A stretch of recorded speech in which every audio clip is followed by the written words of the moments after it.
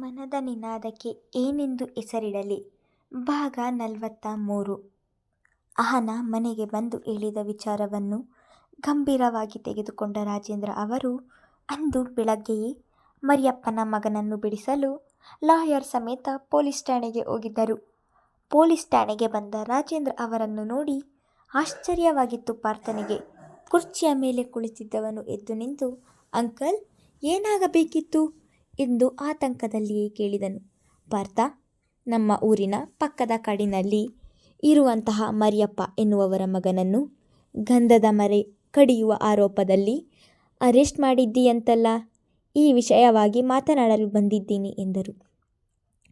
ಈ ವಿಷಯ ಇವರಿಗೆ ಹೇಗೆ ತಿಳಿಯಿತು ಎಂದು ಯೋಚಿಸಿದವನು, ಅಂಕಲ್, ಈ ವಿಷಯ ನಿಮಗೆ ಹೇಗೆ ತಿಳಿಯಿತು ಎಂದನು ಅನುಮಾನದಲ್ಲಿಯೇ ಕೇಳಿದನು.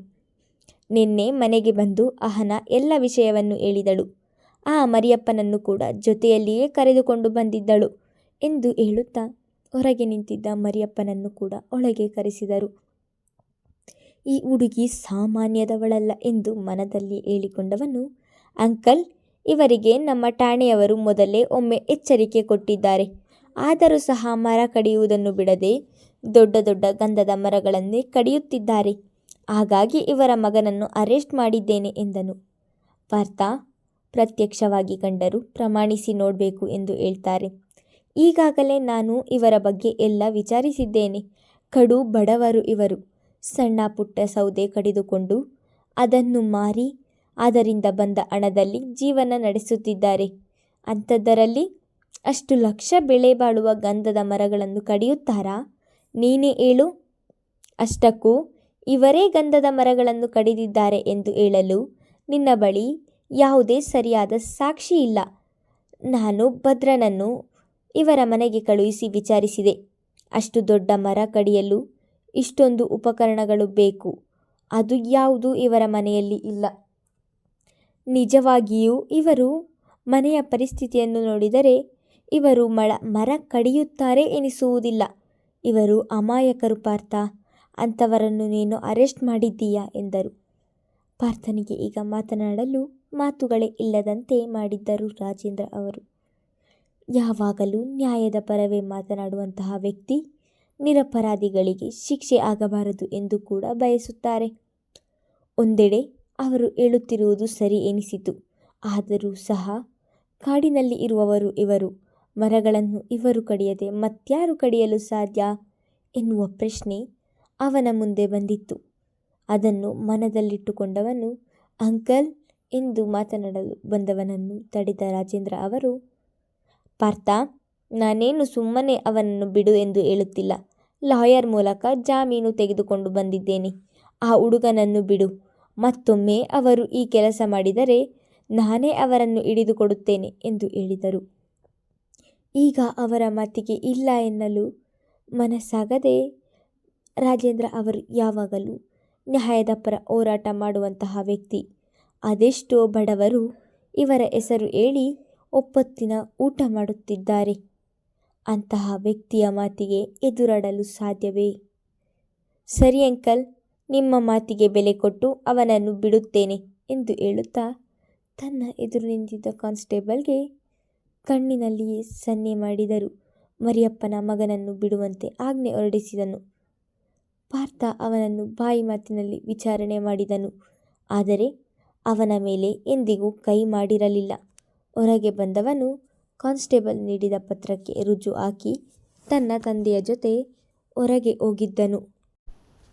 ಅಂಕಲ್, ಕುಳಿತುಕೊಳ್ಳಿ, ಟೀ ತರಿಸುತ್ತೇನೆ ಎಂದು ರಾಜೇಂದ್ರ ಅವರಿಗೆ ಹೇಳಿದರೆ, ಬೇಡ ಪಾರ್ಥ, ನನಗೆ ಬೇರೆ ಕೆಲಸ ಇದೆ, ಹೊರಡುತ್ತೇನೆ ಎಂದು ಮೇಲೆದ್ದವರು, ಪಾರ್ಥ, ಹೀಗೆ ಹೇಳುತ್ತೇನೆ ಎಂದು ತಪ್ಪು ತಿಳಿಯಬೇಡ. ಕೋತಿ ಮೊಸರನ್ನು ತಾನು ತಿಂದು ಮೇಕೆ ಬಾಯಿಗೆ ಒರೆಸುವ ಹಾಗೆ ಯಾರೋ ಈ ಕೆಲಸ ಮಾಡಿ ಈ ಮುಗ್ಧ ಜನರನ್ನು ಬಲಿಪಶು ಮಾಡುತ್ತಿದ್ದಾರೆ. ನೀನು ಮನಸ್ಸು ಮಾಡಿದರೆ ಯಾವುದೂ ಕಷ್ಟವಲ್ಲ.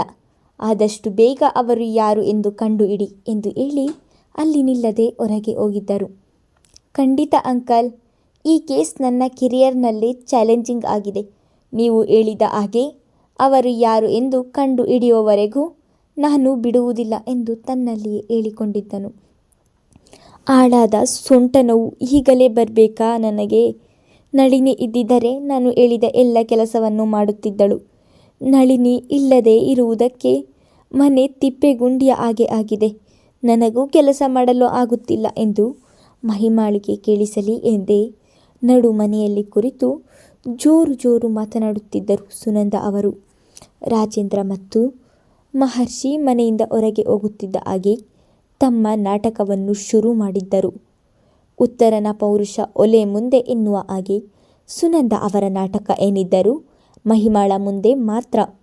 ರಾಜೇಂದ್ರ ಅವರ ಎದುರಿಗೆ ಈ ರೀತಿ ಮಾತನಾಡಿದರೆ ತನಗೆ ಉಳಿಗಾಲ ಇಲ್ಲ ಎನ್ನುವುದು ಅವರಿಗೂ ಕೂಡ ಗೊತ್ತಿದೆ.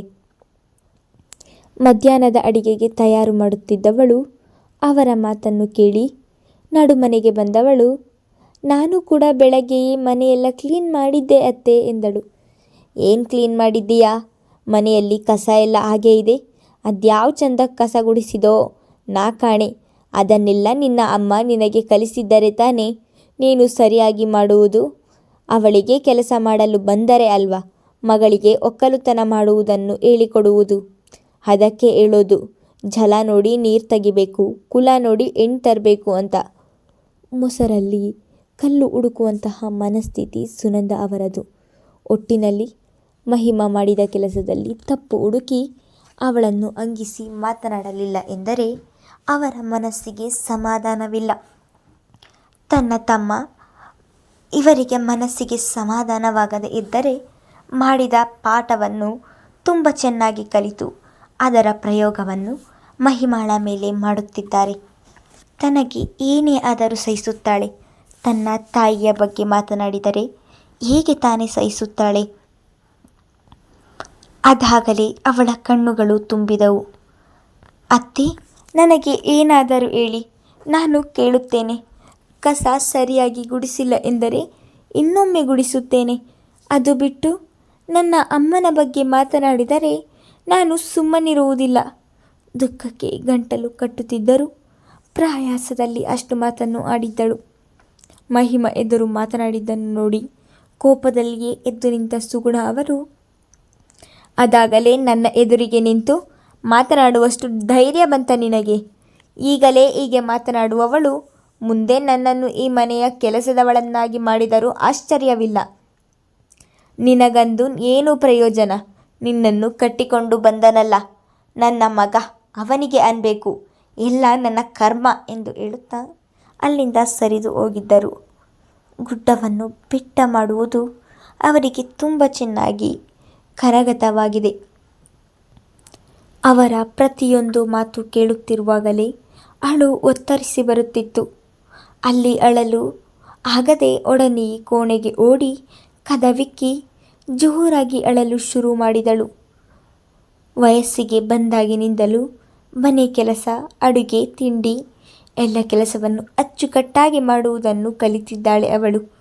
ಅಂಥದ್ದರಲ್ಲಿ ತನ್ನ ಅತ್ತೆ ಈ ರೀತಿ ಮಾತನಾಡಿದರೆ ಅವಳ ಮನಸ್ಸಿಗೆ ಅದೆಷ್ಟು ನೋವಾಗಬಹುದು.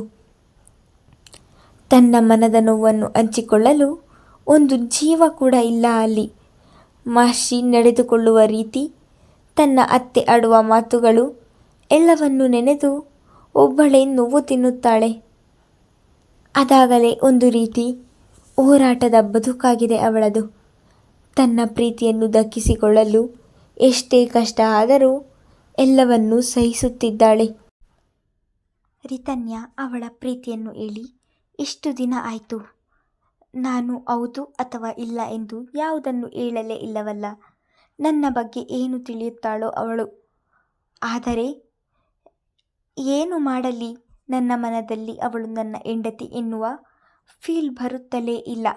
ಹಾಗಿದ್ದಾಗ ಹೇಗೆ ತಾನೇ ನಾನು ಅವಳನ್ನು ಮದುವೆಯಾಗಲು ಆಗುತ್ತದೆ ಎಂದು ಯೋಚಿಸಿದವನು ಕ್ಷಣಗಳ ನಂತರ, ಈಗ ಅವಳು ನನ್ನ ಹೆಂಡತಿ ಆಗುವವಳು ಎನ್ನುವ ಫೀಲ್ ಬರದೇ ಹೋದರೆ ಏನು ಮುಂದೆ ಯಾವಾಗಲಾದರೂ ಬರಬಹುದು. ಅಥವಾ ಮದುವೆಯಾದ ನಂತರ ನಾನು ಕೂಡ ಅವಳನ್ನು ಪ್ರಾಣಕ್ಕಿಂತ ಹೆಚ್ಚಾಗಿ ಪ್ರೀತಿಸಬಹುದು. ಅವಳು ಹೇಳುವುದು ಸರಿಯಿದೆ ಅಲ್ಲವಾ? ನನ್ನನ್ನು ನಾನು ಮಾಡುವ ಕೆಲಸವನ್ನು ಅರ್ಥ ಮಾಡಿಕೊಂಡು ಅವಳೇ ಮದುವೆಯಾಗುತ್ತೇನೆ ಎನ್ನುತ್ತಿರಬೇಕಾದರೆ ನಾನು ಯಾಕೆ ಬೇಡ ಎನ್ನಬೇಕು? ನಾನು ಕೂಡ ಎಷ್ಟು ದಿನ ಅಂತ ಹೀಗೆ ಒಂಟಿಯಾಗಿರಲು ಆಗುತ್ತದೆ? ನನ್ನ ಕಷ್ಟ, ಸುಖ, ನೋವು ನಲಿವುಗಳನ್ನು ಹಂಚಿಕೊಳ್ಳಲು ನನಗೂ ಕೂಡ ಒಬ್ಬ ಸಂಗಾತಿ ಬೇಕು. ಆ ಸಂಗಾತಿ ರಿತನ್ಯಾಳೇ ಯಾಕೆ ಆಗಬಾರದು? ಇಲ್ಲ, ಇನ್ನೂ ತಡ ಮಾಡುವುದು ಬೇಡ. ಇವತ್ತು ಸಂಜೆ ಅವಳನ್ನು ಮೀಟ್ ಮಾಡಿ ಈ ವಿಷಯವನ್ನು ಹೇಳಬೇಕು. ರಿತನ್ಯಾ, ಕಾಯುತ್ತಿರು. ಇವತ್ತು ನಿನಗೊಂದು ಸರ್ಪ್ರೈಸ್ ಇದೆ. ನಾನು ಹೇಳುವ ವಿಷಯವನ್ನು ಕೇಳಿದರೆ ಕುಣಿದಾಡಿ ಬಿಡುತ್ತೀಯಾ ಎಂದು ತನ್ನ ಕುರ್ಚಿಯ ಮೇಲೆ ಕುಳಿತು ಮನದಲ್ಲಿಯೇ ಮಾತನಾಡಿಕೊಳ್ಳುತ್ತಿದ್ದನು. ಅಷ್ಟರಲ್ಲಿ ಒಳಗೆ ಬಂದಂತಹ ಪೇದೆ, ಸರ್, ನಿಮ್ಮನ್ನು ನೋಡಲು ನಾರಾಯಣ್ ರಾವ್ ಎನ್ನುವರು ಬಂದಿದ್ದಾರೆ ಎಂದನು. ಅವನ ಮಾತು ಕೇಳಿ ನಾರಾಯಣ್ ರಾವ್ ರಿತನ್ಯಾಳ ತಂದೆ, ಅವರು ಯಾಕೆ ಇಲ್ಲಿಗೆ ಬಂದಿದ್ದಾರೆ ಎಂದು ಯೋಚಿಸಿದವನು ಒಳಗೆ ಬರಲು ಹೇಳಿ ಎಂದನು. ಪೇದೆ ಅಲ್ಲಿಂದ ಹೋದ 2 ನಿಮಿಷಕ್ಕೆ ಒಳಗೆ ಬಂದಿದ್ದರು ನಾರಾಯಣ್ ರಾವ್.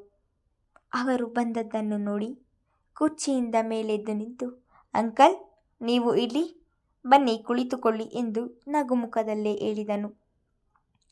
ಬಂದು ಅವನ ಎದುರಿಗೆ ಕುಳಿತವರು ಮಾತನಾಡದೆ ಮೌನವಾಗಿರುವುದನ್ನು ನೋಡಿದವನು, ಅಂಕಲ್, ಇದೇನು ಇದ್ದಕ್ಕಿದ್ದ ಹಾಗೆ ಬಂದಿದ್ದೀರಾ? ಏನಾದರೂ ಸಹಾಯ ಆಗಬೇಕಿತ್ತಾ ಎಂದು ಅನುಮಾನದಲ್ಲಿಯೇ ಕೇಳಿದನು.